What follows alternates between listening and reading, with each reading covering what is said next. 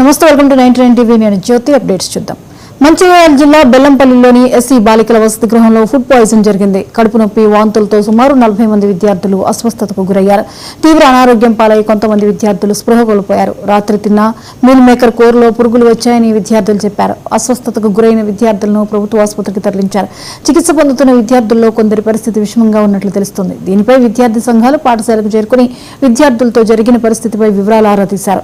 చికిత్స పొందుతున్న బాలికలను మాజీ ఎమ్మెల్యే దుర్గం చిన్నయ్య పరామర్శించి మెరుగైన చికిత్స అందించాలని డాక్టర్లను ఆదేశించారు.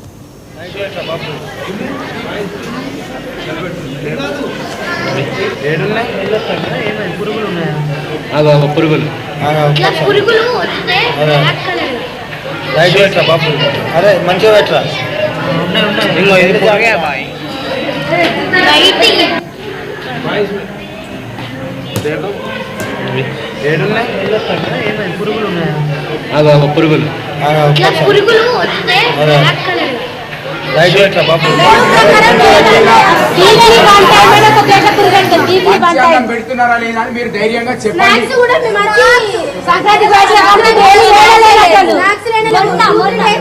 ఎంతమంది పిల్లలకి అయిందట?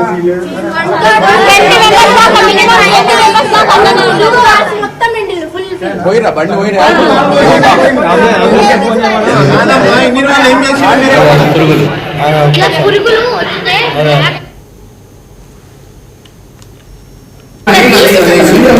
తీసి చూస్తే అందులో 5-6 పురుగులు అయితే ఇక అందరూ తీసి చూసేసరికి అందరికి ఇది మాది అబద్ధం అంటారని మేము తినకుండానే బాక్స్ పెట్టించాము.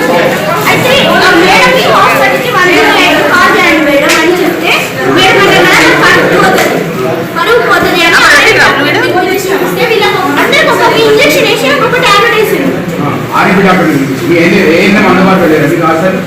మేడంకి 7:30కి కాల్ చేసి నేను వచ్చింది.